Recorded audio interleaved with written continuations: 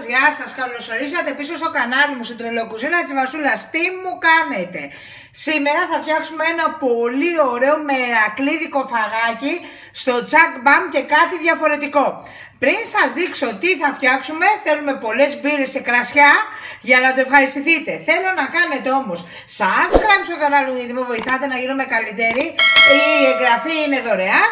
Να με ακολουθήσετε Instagram, Twitter, Βάσιας Crazy Kitchen και πολλά like στη σελίδα μου στο Facebook, η τρελοκουζίνα της Βασούλας. Εκεί τα λέμε καθημερινά και πολύ αγαπησιάρικα.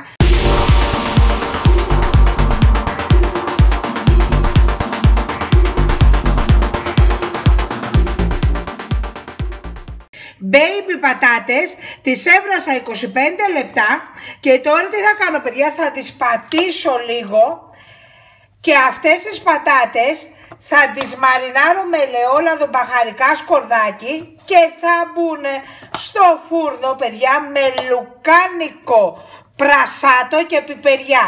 Τέτοιο ωραίο φαΐ μεζέ θα τον καταευχαριστηθείτε και πολύ εύκολο, παιδιά, και κάτι λίγο διαφορετικό. Εγώ το κάνω συνέχεια, μας αρέσει πάρα πολύ. Λοιπόν, αφού έβρασα τις πατάτες μου 25 λεπτά, τώρα τις άνοιξα στη μέση, θα βάλω ελαιόλαδο.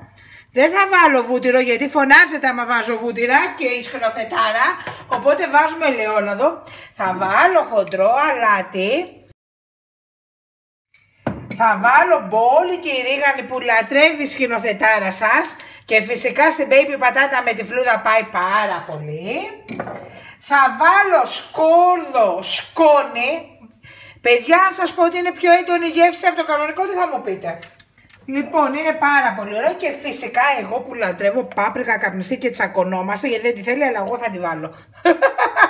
Λοιπόν, τώρα τι θα κάνω?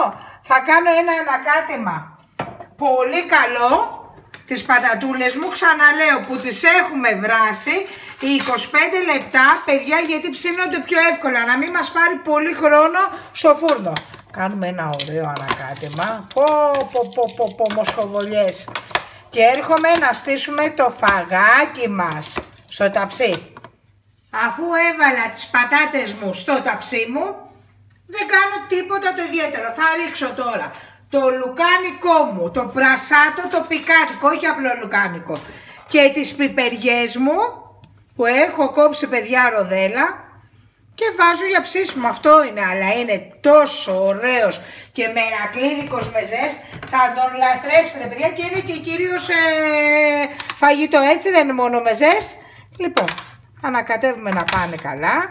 Θέλουμε μισή ωρίτσα να ψηθεί, δεν θέλουμε τίποτα άλλο. Εγώ σκέφτηκα να σας βάλω και φετούλα μέσα, αλλά επειδή πολλοί δεν την τρώτε, όποιος θέλει ή βάζει ή δεν βάζει, την τρώει κανονικά τη φέτα, όχι λιωμένη μέσα εδώ πέρα. Λοιπόν,